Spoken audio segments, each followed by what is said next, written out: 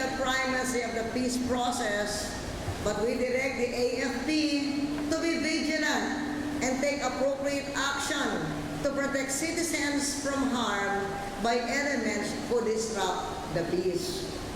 Sa ako ni aging pagbisita dito sa Davao City, na meeting ni bahin sa Kalinaw diri sa Davao Provinces, sa Region 11, sa gitawag nilang Eastern Mindanao Command.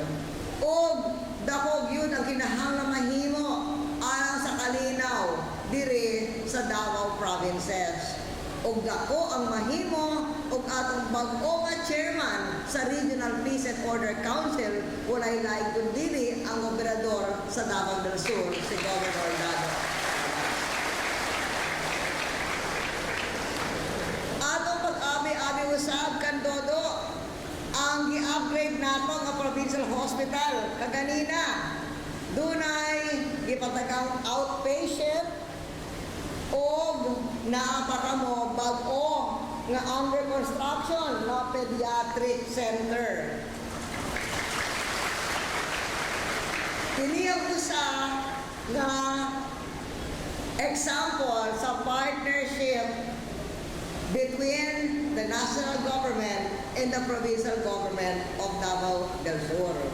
Mao kanunay ang i-follow up ni Congressman Mark Cagas kanako dito sa Manila. Kaiwan niya pet project ni iyang amahan kining upgrade sa inyong hospital. So congratulations sa atong i-inaugurate ka kanina. Gipatindog sab nato ang tulay sa Hagonoy. No, human na ba? Human na, ongoing karon. O gusto na sab nato palambo ang Southern Davao del Sur, ang Jag City o Jose Abad Santos Glan Sarangani Cooperative Triangle. Dito sa Pikas, nagpatindog og mga pantalan sa Glan.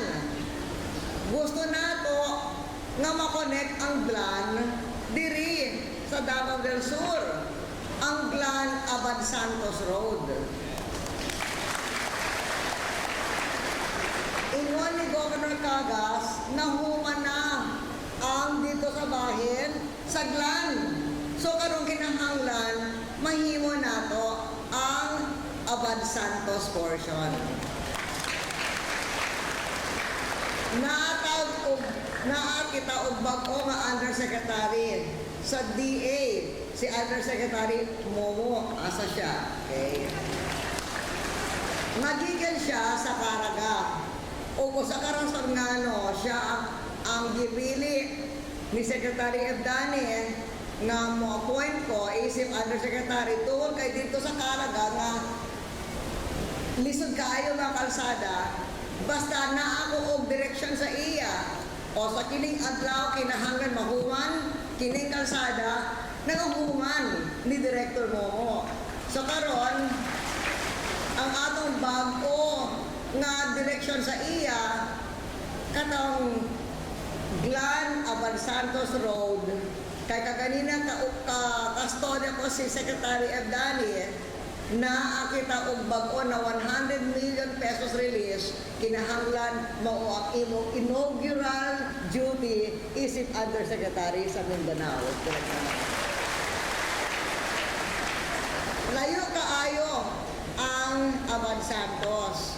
Busa, iunawon ni Secretary Adani, basig kung lisod alang sa mga private contractors, bisan ang engineering brigade sa armed forces ang makakonstruct aron paspas ang construction o maabot ang kauswagan dito sa Abad Santos.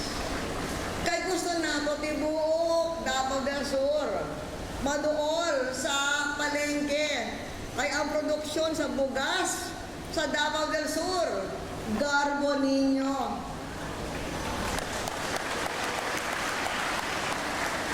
Ang labing taas na productivity sa tibuok nasod Pilipinas, aniya diri sa Davao del Sur.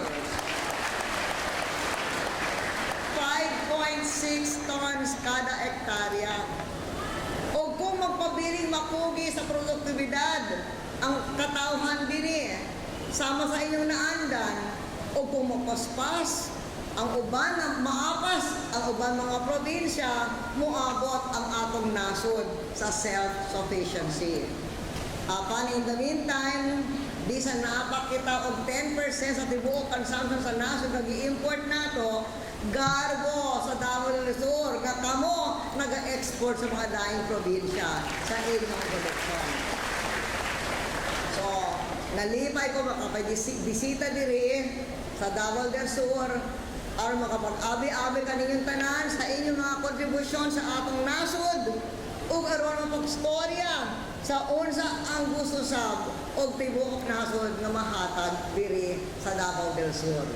Busa kaninyong tanan, maligayong anibersaryo tuod nga garbo ninyo na kamo taga Davao del Sur. Daghang salamat kayo.